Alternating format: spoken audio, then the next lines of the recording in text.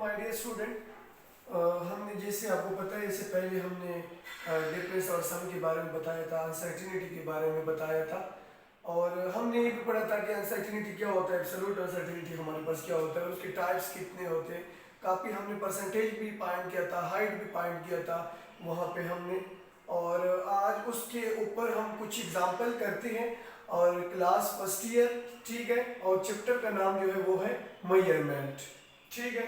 और chapter number first. अब example page number 17 पे आप जाइए तो वहां पे आपको समझ आ जाएगी।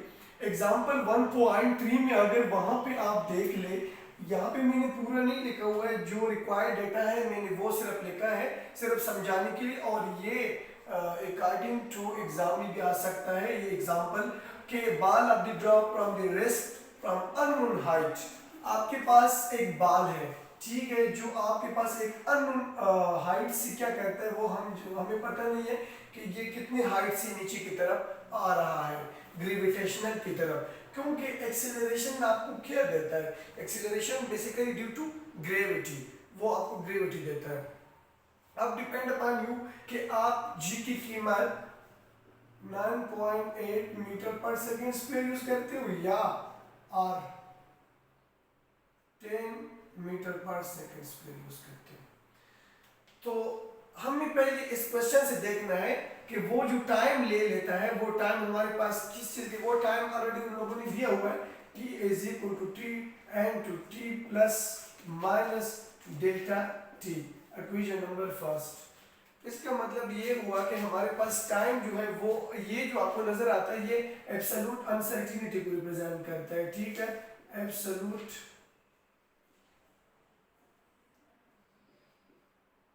अनसर्टेनिटी, ये जो आपके पास है ये एब्सोल्यूट अनसर्टेनिटी है, ऑलरेडी एग्जांपल में मौजूद है ये वैल्यू, ठीक है। तो हमें सिर्फ किस चीज पे फोकस करना है, हमें हाइट पे करना है कि ये जो बार ऊपर है कितनी हाइट से वो नीचे की तरफ आ रहा है।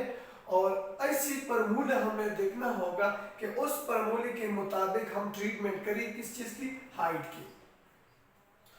अब जो गिवन डेटा है ये पूरा क्वेश्चन वहां से आप देख सकते हैं और हमने सिर्फ वो रिक्वायर्ड डेटा उठाया हुआ है। और गिवन डेटा आपके पास क्या है कि जो टाइम आपके पास है, जिस तरह मैंने आपको यहाँ पे t is equal to T plus minus delta T दिया हुआ है, वो फॉर्मूला मैंने यहाँ पे लगा दिया। अब बुक के अंदर ऑलरेडी मौजूद है, वो ग्रेविटी की बात, एक्सेलरेशन की बात करता है, लेकिन हमारा जो कंसेप्ट है वो ऑलरेडी एक्सेलरेशन की तरफ जाना चाहिए, क्योंकि हमें पता है कि एक्सेलरेशन ड्यू टू ग्रेविटी, जिस तरह मैंने पहले लेक्चर के स्टार्ट में आपको बताया। और ये वीडियो आप 9.8 मीटर पर सेकेंड स्क्वायर भी ले सकते हो, ठीक है।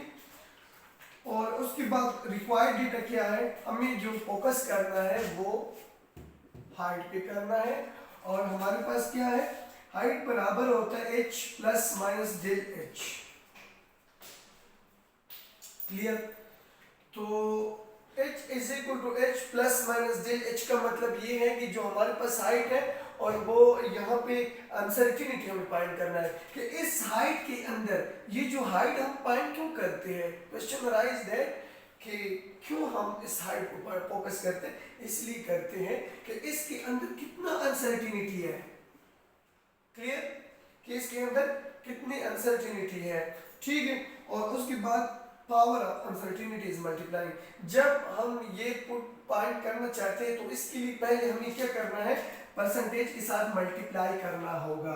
ऑलरेडी ये रूल मैंने पहले बता चुका हूँ कि power percentage uncertainty is equal to T. अब टी आपके पास गिवन डेटा मौजूद है तो टी बराबर है, ये बुक में मौजूद है। आपको क्या करना है, वहां पे ये ऑलरेडी टाइम आपके पास मौजूद है, तो 1.3 plus minus 0.2 second divide by उस चीज पे डिवाइड करना है और उस चीज से मल्टीप्लाई आपके पास 100 के साथ मल्टीप्लाई करना है। जिस तरह मैंने परसेंटेज का फॉर्मूला आपको बताया था कि input divide by output multiply by 100। अब ये जो 100 आपके पास है, देखिए ये एफिशिएंसी है, बट हमें यहाँ पे एफिशिएंसी यूज नहीं करना है। ये जो मैं आपको दे रहा हूँ टिप्स, ये just like similarly this formula. तो 1.3 प्लस माइनस ये आपने लगाना है और ये बुक में ऑलरेडी मौजूद है। इस वैल्यू इस पे डिवाइड करना है और 100 के साथ मल्टीप्लाई करना है, तो ये जो है अपनी जगह पे आ जाएगा, इसमें कोई किस्म की चेंज नहीं आएगी। और प्लस माइनस जो है वो भी अपनी जगह पे लगेगा। अब ये जो आप डिवाइड करेंगे इसके साथ मल्टीप्लाई, तो आपके साथ एग्जैक्ट वैल्यू 15.4% आ जाएगा। इसका मतलब क्या हुआ? इसका मतलब ये हुआ कि हमारे पास जो 15.4% है इसके अंदर अनसर्टिनिटी है। मतलब इस जो हमने टाइम फाइंड किया, ये टाइम के अंदर कितने पर टाइम के अंदर अनसर्टिनिटी कितनी आ गई? 15.4% अनसर्टिनिटी है। और अनसर्टिनिटी क्या चीज होता है, बार बार यही मैं डिस्कस कर रहा हूँ कि अनसर्टिनिटी जो है किसी चीज पे डाउट होना। एक मेजरमेंट आपने किया, उसके ऊपर आपका शक है। फॉर एग्जांपल किसी ने 5.4 सेंटीमीटर एक वैल्यू फाइंड की और दूसरे ने जो है वो 4.3 सेंटीमीटर फाइंड किया, और इस तरह किसी और ने रीडिंग लिया, वो उसने 2%। अब ये बात हो रहा है कि 5 जो है वो सेम है, इसमें कोई किस्म की हमें डाउट नहीं है। क्लियर है? अब हमें जो शक है 4 3 1, यहाँ पे जो डिफरेंस आ रहा है, यहाँ पे जो 1 1 डिफरेंस आपके पास आ रहा है, ठीक है, तो ये हमारे पास बेसिकली क्या होता है? ये अनसर्टिनिटी होता है। ठीक है, ये पहले हमने ऑलरेडी डिटेल से पढ़ चुके हैं। तो ये जो आपके पास आ गया, ये आपके पास क्या होगा? 15.4% जो आ गया, ये आपके पास अनसर्टिनिटी है।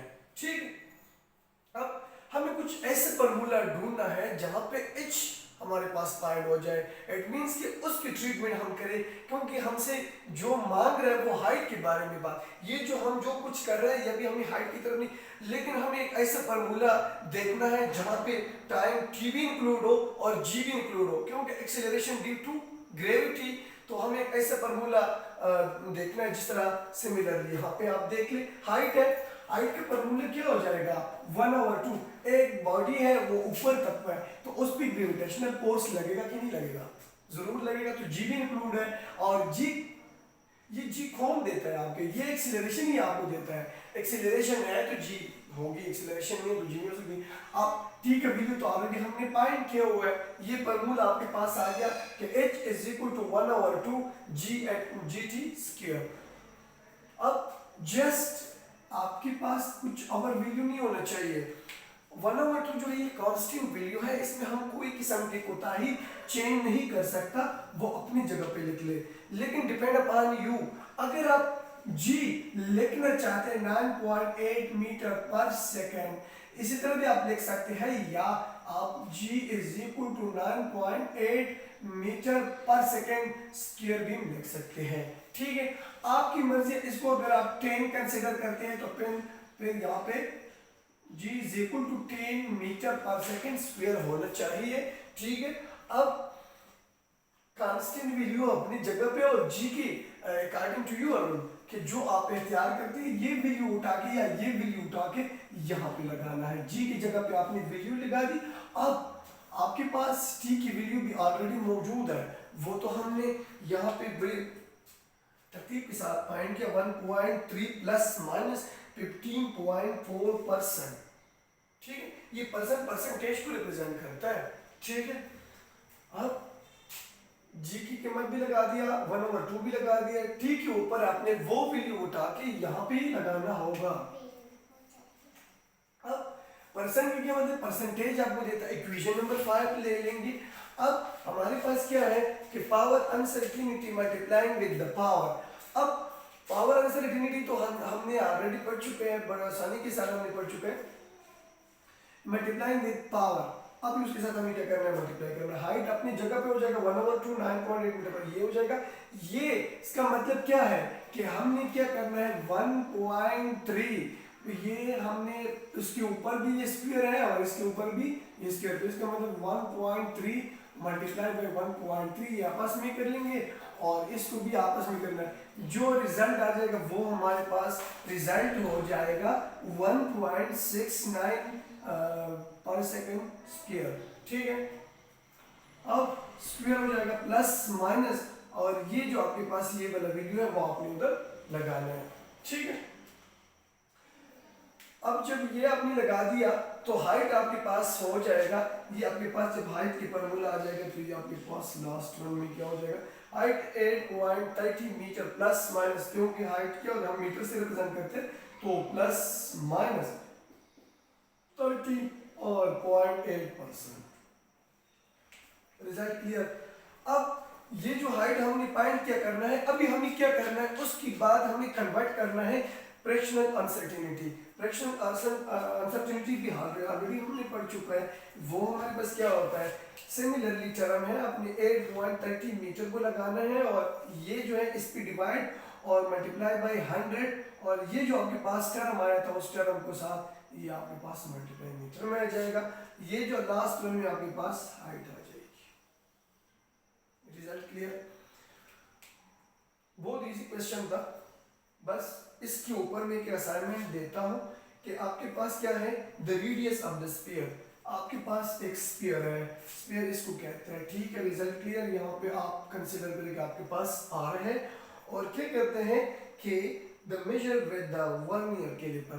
अभी मैं स्क्रू गेज के बाद नहीं करता, इसको मैं ऑपोजिट भी कर सकता हूँ कि मैं आपको बताऊं कि नहीं वर्नियर कैलिपर नहीं चाहिए मुझे, स्क्रू गेज से चाहिए, तो तब क्या वैल्यू आएगी। लेकिन मैं एक आसान दे रहा हूँ कि आप वर्नियर कैलिपर से उसको पॉइंट करना है और मैंने आपको ऑलरेडी ये आर का वैल्यू दिया हुआ है, मैं इधर ही आपको देखता हूँ कि R is equal to plus minus del R. अब ये जो है अनसर्टेनिटी है, ठीक है, और आर का रेडियस मैंने ऑलरेडी दिया हुआ है वो है 2.25 प्लस माइनस 0 लीस्ट काउंटिंग है, ये एब्सोल्यूट अनसर्टेनिटी है, ये भी मौजूद है। आपको ओनली पॉइंट क्या करना है, कैलकुलेट ऑफ द स्फीयर। अब कैलकुलेट ऑफ द स्फीयर, इस स्फीयर को कैलकुलेट करना है, लेकिन अकॉर्डिंग टू ट्रीटमेंट आपको जो करना है वो है वर्नियर कैलिपर पे, मतलब मुझे स्क्रू गेज भी नहीं चाहिए, मुझे वर्नियर कैलिपर। और एग्जाम में भी जो है यहाँ पे स्क्रू गेज भी आ सकते हैं आपको, ठीक है, मीटर रॉड मीटर रोलर इसकी भी आप कर सकते हैं, लेकिन जो मैं चाह रहा हूँ वो वर्नियर कैलिपर होगा, या असाइनमेंट होगा। और रिपीट करता हूँ, हमारे पास एक एग्जाम्पल 1.3 पेज नंबर 17-18 वहाँ पे आप देख ले, गिवन डेटा मौजूद है, रिक्वायर्ड यही है, हमने पहले किस चीज़ को फाइंड करना है, टाइम को फाइंड करना है, टाइम की वैल्यू मौजूद है वहाँ आ जाएगा। फिर उसके बाद तुम्हें हाइट पे फोकस करना है, हाइट की फॉर्मूला कहाँ से आएगी, आपके पास ऑलरेडी मौजूद है कि जब कोई बॉडी ऊपर हाइट में हो तो वो उस पर एक्सीलरेशन जो है वो ड्यू टू ग्रेविटी देता है आपको। हमें एक ऐसी फॉर्मूला ढूंढना है जिसपे एच को हम डिफाइन कर सके, ये अननोन होगा आपके लिए। अब वो एक फॉर्मूला हमारे पास है g equal to 1/2 gt square. अब इनको क्या करना है, जस्ट वैल्यू पुट करना है, ये कांस्टेंट है, g की वैल्यू ग्रेविटेशनल फोर्स की तरफ आपको लेके जा रहे हैं और t की वैल्यू हमने ऑलरेडी वहां से फाइंड किया हुआ है, जस्ट यही पे पुट करना है, जो आ जाएगा वो आपके पास रिजल्ट आ जाएगी। ये असाइनमेंट है और असाइनमेंट की रेडियस है स्फीयर का r और ऑलरेडी उसकी वैल्यू भी मौजूद है, आप लोगों ने कैलकुलेट करना है उस स्फीयर की रेडियस, लेकिन अकॉर्डिंग टू वर्नियर कैलिपर।